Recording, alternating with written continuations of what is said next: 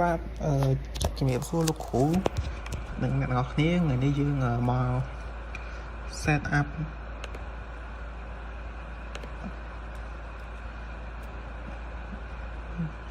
ថ្ងៃនេះយើងនឹងមក set up Ubuntu server នៅលើVirtualBox នេះសារខ្ញុំបាន install VirtualBox ហើយឥឡូវយើងចូលមកឈ្មោះ Ubuntu name select ISO ខ្ញុំ download មុនហ្នឹងនេះ Ubuntu server ចាំហើយប៉ុណ្ណឹងមកយើងចុច next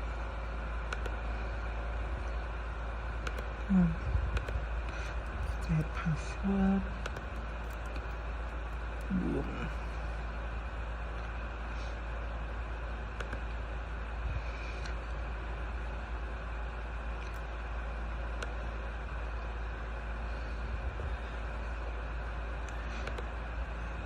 finish start ឥឡូវយើង start វា start up Ubuntu server របស់យើង VM របស់យើង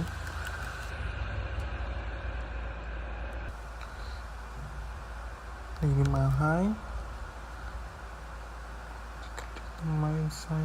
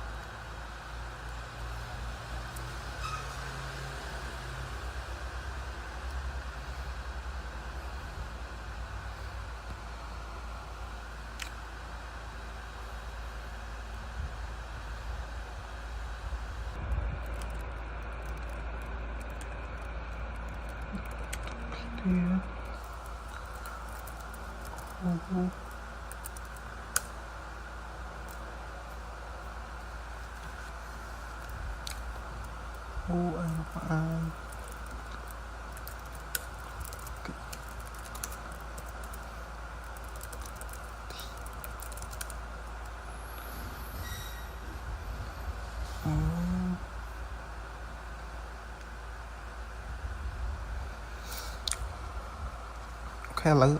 ចាំតិចខ្ញុំជប់ឥឡូវខ្ញុំធ្វើការកើត user ថ្មីផងមក user របស់ Dassault Taxi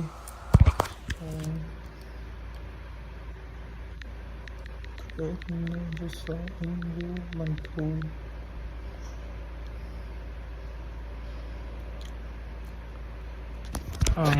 add user ឈ្មោះមក sudo add យើងមិនចាំបាច់ sudo ក៏បានដែរសារយើងឈរនៅលើ root អញ្ចឹងយើង add user សេរីបតនេះហើយឥឡូវខ្ញុំ set password full name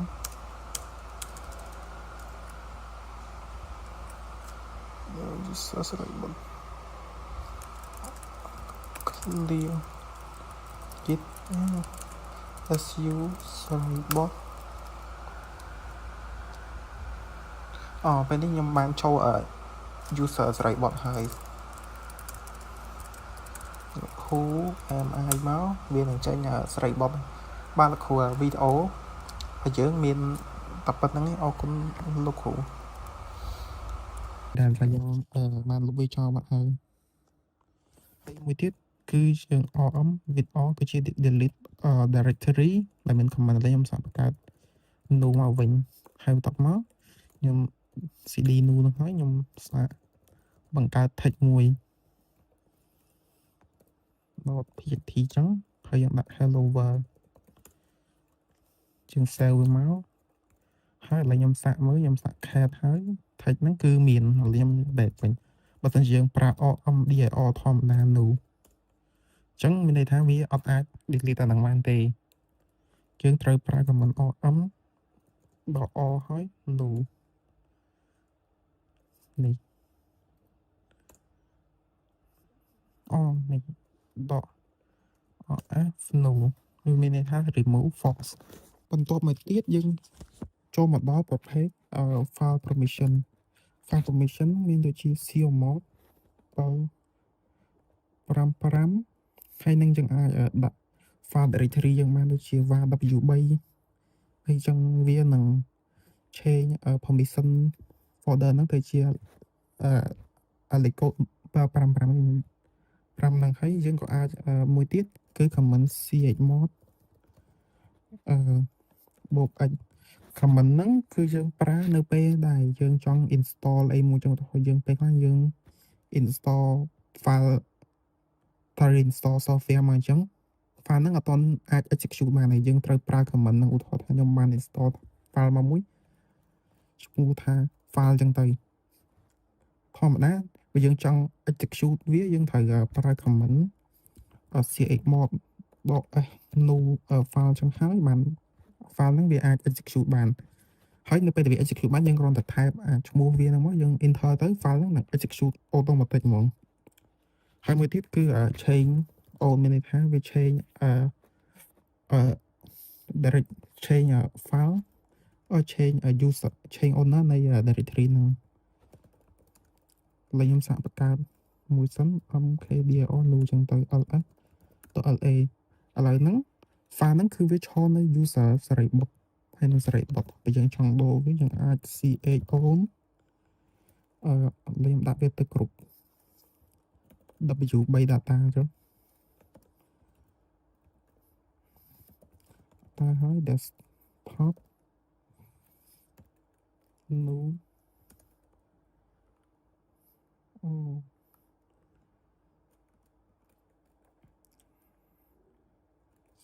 home សេរីបុត្រ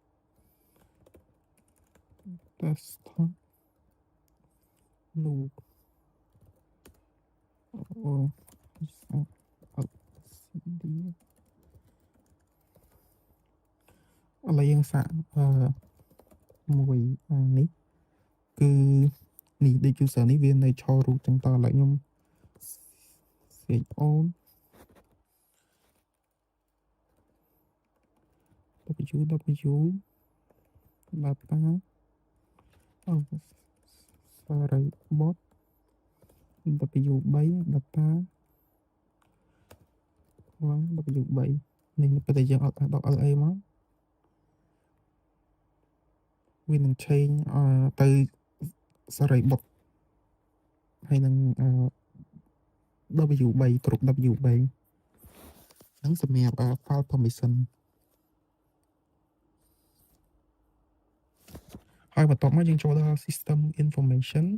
ដែលមាន comment ដូចជា who am I គឺ current user ថាយើងកំពុងនៅ user អីផ្សេងជាយើងចូល user root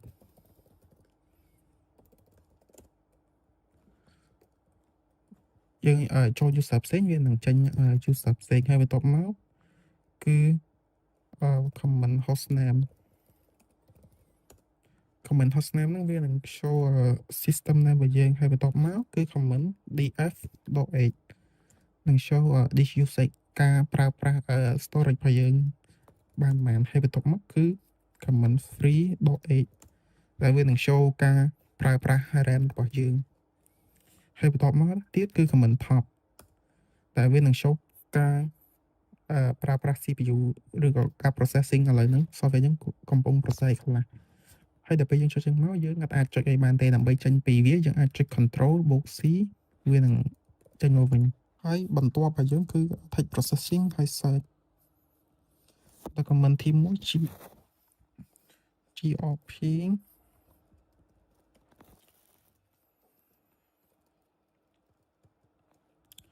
ហើយគឺ comment នេះគឺយើងអាចធ្វើការ search text បានមួយទៀត comment find ថារបស់យើងអាចហើយដក file name របស់យើងគឺយើងអាច find file អីមួយតាមរយៈ comment ហ្នឹងហើយនឹង comment មួយទៀត wc file មានន័យថាវានឹងរាប់ line នៃcode របស់ line នៃក្នុង file យើងមានអីខ្លះឡើយឧទាហរណ៍ខ្ញុំសាកsudo nano nu .txt អញ្ចឹង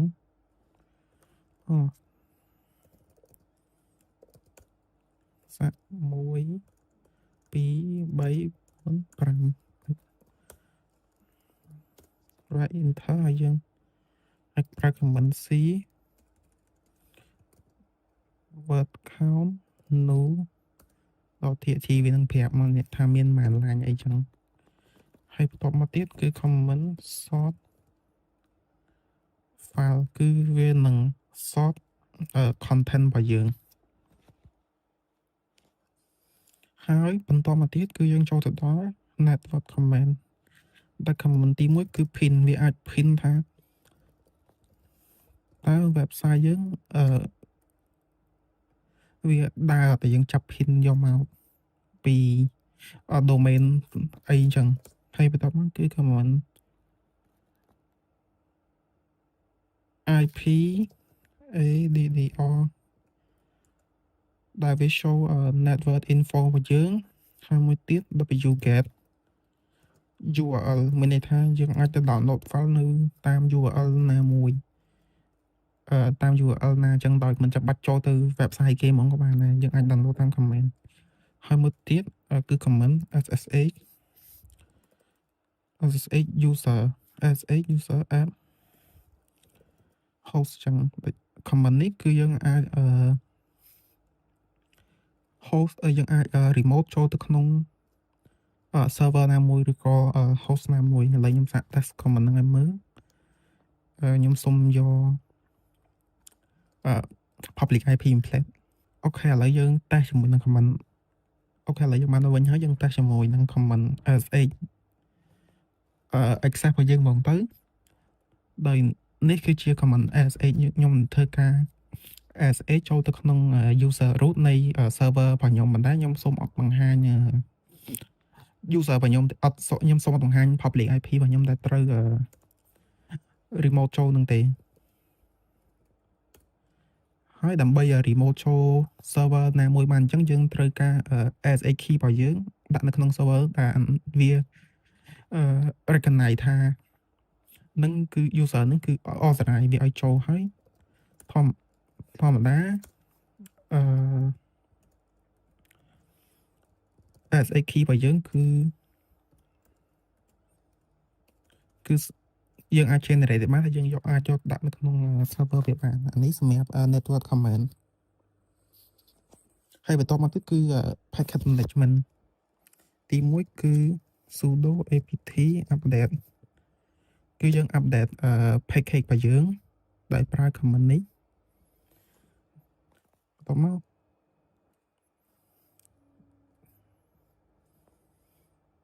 ចាឥឡូវវាហើយ command មួយទៀតគឺ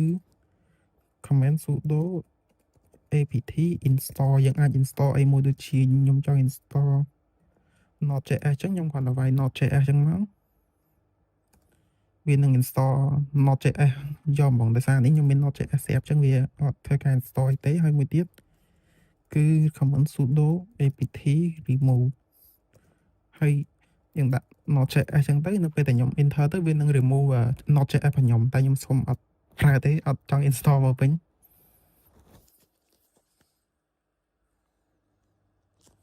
ហើយបន្តមកទៀតគឺ command compress ហើយនឹង archive file ដើម្បី command ថា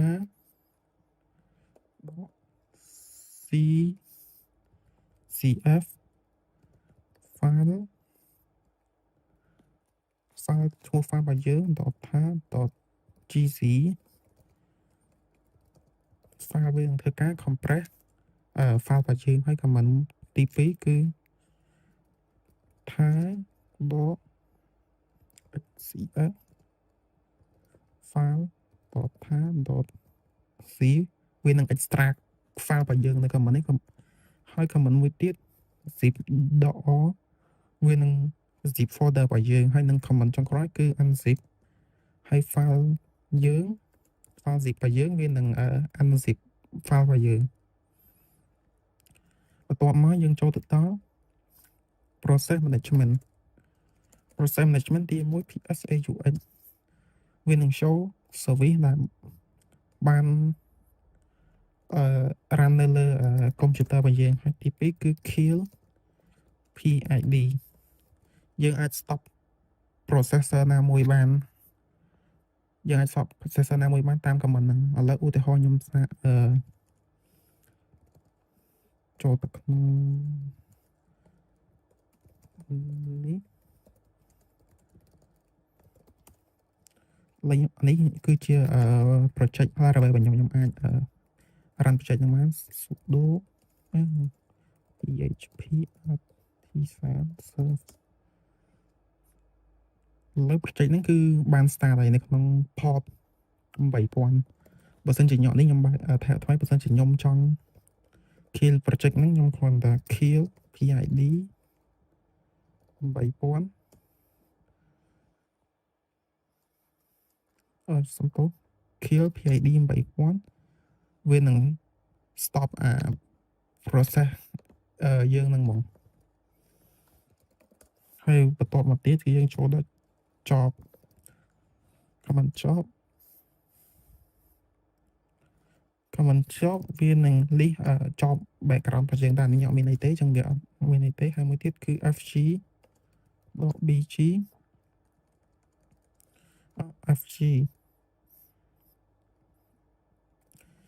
fg.bg គឺ command foreign ground ហើយនឹង background បន្តមកទៀតយើងចូលដល់ user management ទី1គឺ sudo command sudo នេះគឺយើង run as root មានន័យថាបើ user មួយចំនួនគាត់អាចមាន permission ទៅកែ file ណាមួយអញ្ចឹងយើងត្រូវការ sudo នៅពីមុខដើម្បីឲ្យគាត់មានសិទ្ធិកែមួយចឹងទៅហើយមួយទៀតគឺ command add user ដាក់ user add ហើយដាក់ new user ចឹងទៅគាត់នឹងវានឹងធ្វើការ add user ថ្មីហើយមួយទៀត PSW វានឹងជាចំណ change password ហើយមួយទៀត command ID គឺ show user info ហើយចុងក្រោយគឺ shortcut ទៅនឹង tip control C គឺយើងធ្វើការ stop service ណាមួយថត service នេះមិញយើង run ដោយ PHP artisan serve យើងចង់ stop វាគ្រាន់តែចុច control C វានឹង stop service ហ្នឹងហើយបន្ទាប់មកទៀតគឺ control L ដូចមិញខ្ញុំសាក run នេះហើយវាមានអីច្រើនយើងអត់ចាំបាច់ចុច clear ចេះទេយើងគ្រាន់តែចុច control L វានឹងស្មើនឹង command clear យើងហ្មងហើយបន្ទាប់មកទៀតគឺ tab auto complete ឧទាហរណ៍ថាខ្ញុំចង់ CD ចូលទៅក្នុងវាខ្ញុំគ្រាន់វាចេះធម្មតាខ្ញុំត្រូវវាយវាអញ្ចឹងតែខ្ញុំគ្រាន់តែចុច tab មកវានឹង auto complete ទៅវាអញ្ចឹងហ្មងហើយខ្ញុំចង់ចូលទៅតទៅគឺ W3 នេះខ្ញុំវាយ W3 ដល់មិនតាឥឡូវខ្ញុំវាយ W តែមួយទេខ្ញុំចុច tab មកវា auto ទៅW3 របស់យើងហ្មងហើយចុងក្រោយគឺ arrow ឡើងហើយនឹងចុះ arrow ឡើងមានន័យថាទៅ previous command ដែលយើងធ្លាប់វាយនេះខ្ញុំធ្លាប់វាយ CD វ៉ាហើយខ្ញុំ CD ចេះចឹងបើខ្ញុំចុចមក back វិញវានឹងទៅ CD វ៉ា W3 វិញបាទអរគុណអ្នកទាំងអស់គ្នាដែលបានមើលវីដេអូខ្ញុំហើយវីដេអូខ្ញុំមានតែប៉ុណ្្នេះទេបាទជម្រាបសួរអ្នកទាំងអស់គ្នាថ្ងៃនេះយើងនឹងមកបន្តការងាររបស់យើងដែលត្រូវ SX remote ចូលទៅក្នុង server របស់យើងនៅក្នុង VM របស់យើងដំបូងគឺយើងត្រូវចូលទៅក្នុង VM របស់យើងដែលមាន Ubuntu server ហ្នឹងហើយយើងវាយយើង update ពីមុន sudo apt update នៅពេលដែលយើង update នេះហើយនេះខ្ញុំ update ហើយយើងអាចវាយ sudo apt install ssh ណា open ssh server ហើយនៅពេលដែលយើង install អាហ្នឹងហើយនេះតែថាខ្ញុំបាន install ហើយខ្ញុំសុំ cancel វាចោលហើយតោះមកយើងត្រូវ enable វាយើងគ្រាន់តែវាយ system ctl start sh មកវានឹង start ហើយតោះមកយើងអាចវាយ sudo systemctl starter sh មកនេះយើងឃើញបាន server យើងគឺវា running ហើយនៅពេលដែលវា running អញ្ចឹងយើងត្រូវ allow firewall របស់វាគឺ sudo ufw a allow sh អានេះវាបាន allow sh របស់យើងហើយតោះមកយើងអាចវាយ IP addr មកយើងនឹងឃើញ IP address របស់យើងនេះគឺលេខ192.168.222.124ហ្នឹងតែពេលដែលយើងបានហើយយើងអាចចូលទៅក្នុងPowerShell របស់យើងនៅក្នុង PowerShell របស់យើងទំពុកយើងត្រូវវាយ command .usl install ដើម្បី install នេះហ្នឹងប៉ុន្តែខ្ញុំបានវាយហើយអញ្ចឹងយើងអាច remote ចូលទៅក្នុង server យើងតែម្ដងដោយយើងប្រើ command sa ហើយយើងវាយ username របស់យើងសេរីបបហ្នឹង add ហើយលេខរបស់យើង192 IP របស់យើងហ្នឹង168.222.128យើងវាយហើយវាទាមទារ password យើងអាចដាក់ password យើងហើយមកនេះយើងបាន remote ចូលទៅក្នុង server យើង success ហើយឥឡូវយើងអាចវាយ who mi នេះស្រេចមកសម្រាប់ការងាររបស់យើងមានតែប៉ុណ្្នឹងទេអរគុណសម្រាប់ការមើលវីដេអូនេះសួស្តីអ្នកនរគ្នាខ្ញុំបាទស្រីបុតស្វាគមន៍មកកាន់វីដេអូថ្មីរបស់យើងថ្ងៃនេះយើងនឹងធ្វើការបង្កើត folder zip និង unzip នៅក្នុង Ubuntu ទី1គឺយើងធ្វើការបង្កើត folder នឹងឡងទៅខ្ញុំផាបង្កើត folder អញ្ចឹងទៅហើយបន្តមកយើង ls មកយើងនឹងឃើញ folder នេះហើយនៅពេលដែលយើងបង្កើតហើយយើងអាច zip វាបានដោយ zip .or no folder.zip ចឹងមកហើយយើង folder របស់យើងនេះវាបាន zip ហើយដូចយើងបានឃើញអញ្ចឹងហើយបើយើងចង់ unzip វិញយើងអាច unzip no folder.zip ចឹងមកនេះវានឹងធ្វើការ unzip ឲ្យយើងហើយបន្តមកទៀតយើងអាចzip វាទៅជាប្រភេទថា .gc ថា .cvs ហើយឈ្មោះfolder របស់យើងហ្នឹង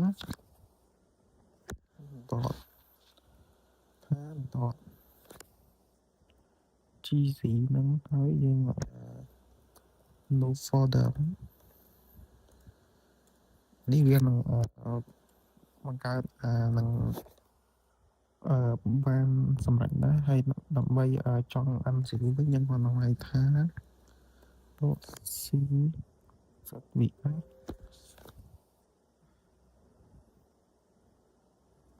យ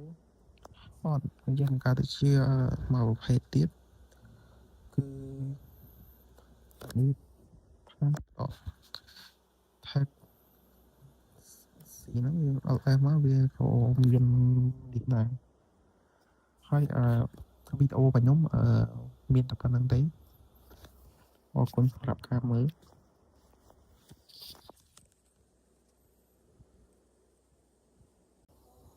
បាទខ្ញុំជម្រាបសួរអ្នកនរគ្នាខ្ញុំស្រីបុតហើយនឹងយើងនឹងមកយល់ដឹង comment មួយចំនួនរបស់ Linux ដែលតកតងនឹង hardware និង system control ទីមួយគឺ lscpu គឺវា show detail របស់ CPU យើងហើយទី2គឺ top ដែលវា show ពី CPU យើងវា run អីខ្លះហើយមួយទៀតគឺ sensor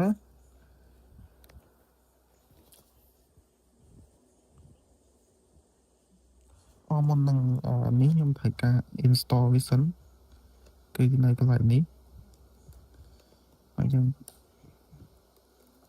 ចាំវា install ទៅ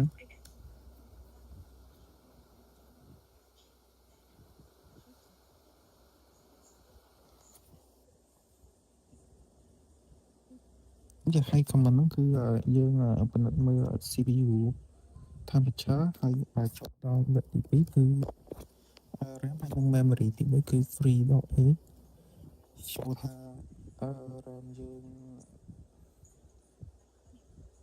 អីម៉ានហើយ comment មួយទៀតគឺ PS AUX sort អានេះយើងធ្វើការ sort ទីហើយយើងយក mem ឬ hard ដក10មានន័យថាវានឹងមើលថាតើថាដល់ប្រើ RAM ច្រើនជាងគេហើយមួយទៀតគឺ sudo liom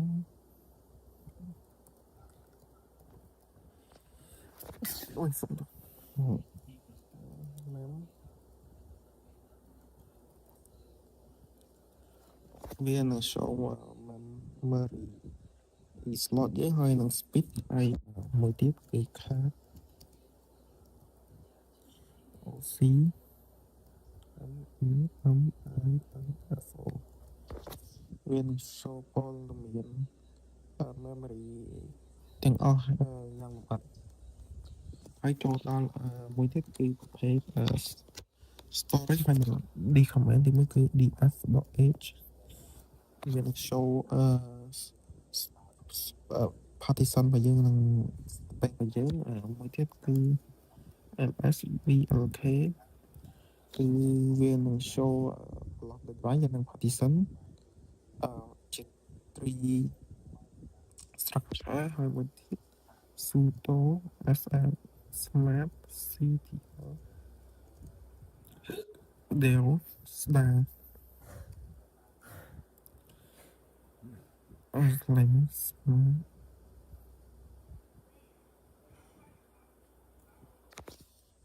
yeah មុននឹង export យើងថតនេះហើយ comment ហ្នឹងវានឹង check HAL របស់ DC ហើយបន្តមកទៀតគឺយើងចូលដល់ហើយហើយនឹង GPU information ទីមួយគឺ IP DDR ឬ IP config គឺ show នៅនឹង IP 8វិញហើយទី2គឺ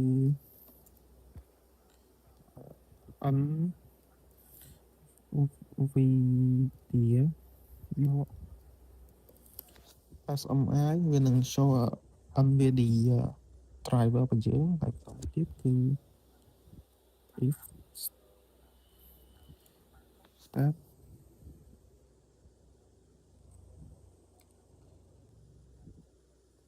ហើយបន្តមកគឺ speed ដល់ CLI អានេះយើងត្រូវ install វាសិនឥឡូវយើងចូលម្លេចហ្នឹងឥឡូវយើងចូលដល់ process management ម្ដងទី1គឺ PS AUX វាបង្ហាញពីថាទាំងអស់ដែលបាន run ហើយបើយើងចង់ថា kill យើងចង់បញ្ចុះប៉ុណ្ណាមួយអញ្ចឹងយើងវាយ kill ហើយយើងវាយនេះទៅ19 ID វិញ1959ទៅវានឹង kill ហើយមួយទៀតយើងអាច1959អញ្ចឹងណាយើងដាក់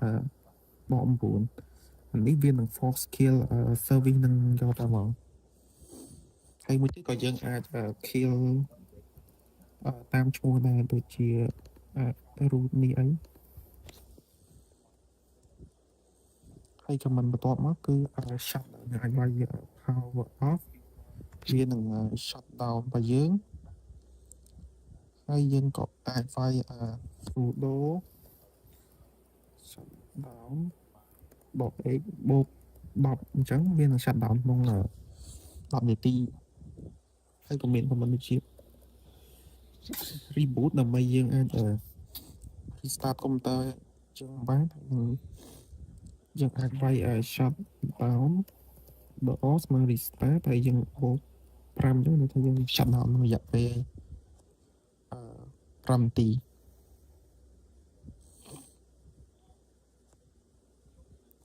បាទហើយសម្រាប់វីដេអូរបស់ខ្ញុំមានប៉ុណ្្នឹងទេអរគុណសម្រាប់ការ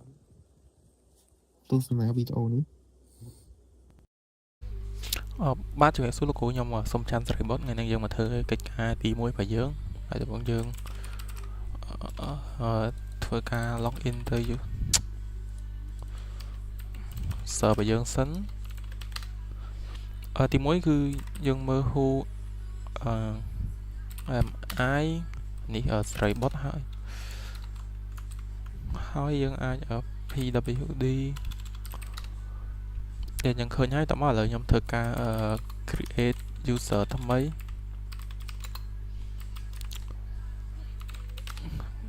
ខ្ញុំបង្កើតហើយខ្ញុំ switch ទៅ user ហ្នឹងហ្មង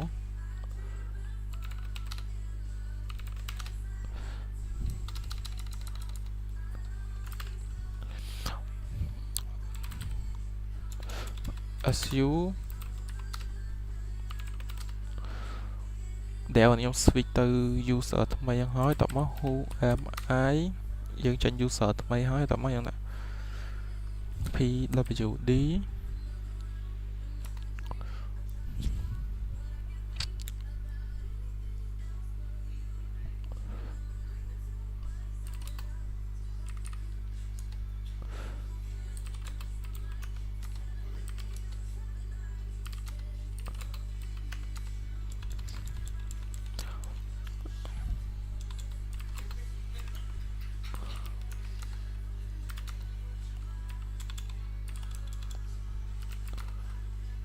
នេះចេញឲ្យ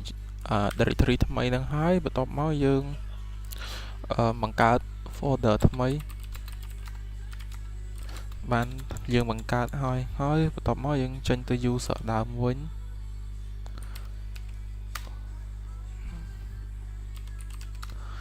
យើងចេញមក user ដើមហើយបន្ទាប់មកយើងអាចធ្វើ command cat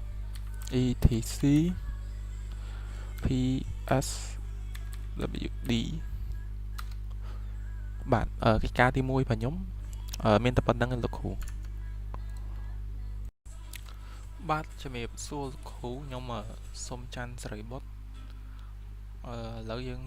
ចូលមកការងារទី2របស់យើងដោយដំបូងយើងអាច remote ចូលទៅក្នុង server យើងសិននេះខ្ញុំ remote ចូលបានហើយឥឡូវយើងចាប់ផ្ដើមដោយដំបូងយើងបង្កើត user បង្កើត group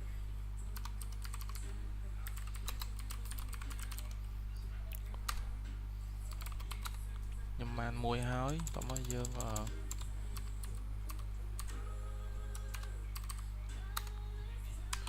ន្ទាប់មកមួយទៀតយើង develop ពេលយើងបង្កើតហើយយើងអាចdelete group យើងបាន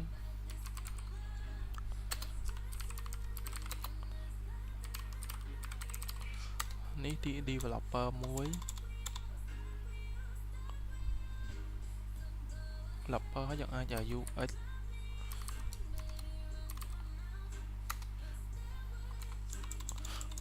យយើងអាច delete dev op របស់យើងចានៅពេលដែល delete ហើយអញ្ចឹងយើងបង្កើតឡើងវិញ1 2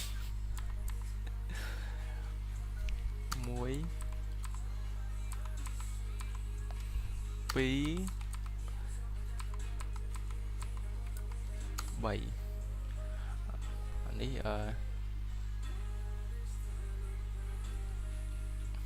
យើងបង្កើតឡើងវិញហើយបន្ទាប់មកយើងអាចបង្កើត file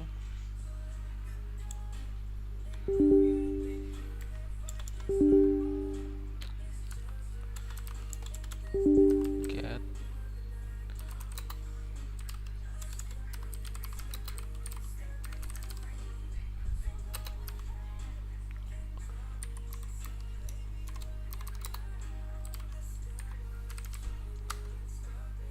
nàyចេញមកហើយតោះយើងអាចtouch developer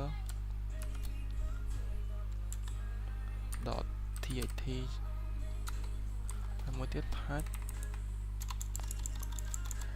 UX UI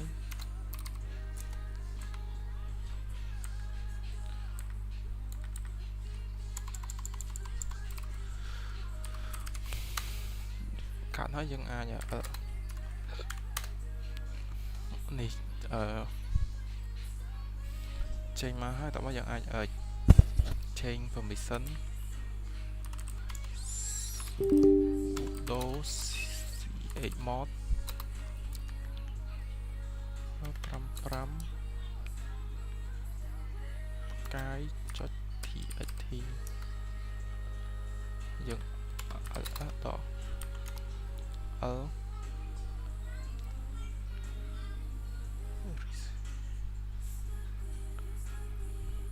នេះយើងអាច sudo del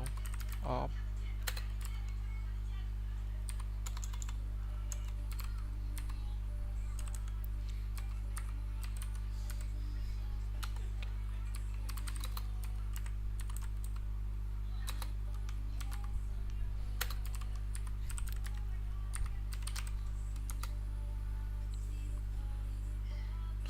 ពេលអញ្ចឹងទៅមានន័យថាមានតែគ្រប់ del op ទេដែលអាច access file del op យើងនឹងបាន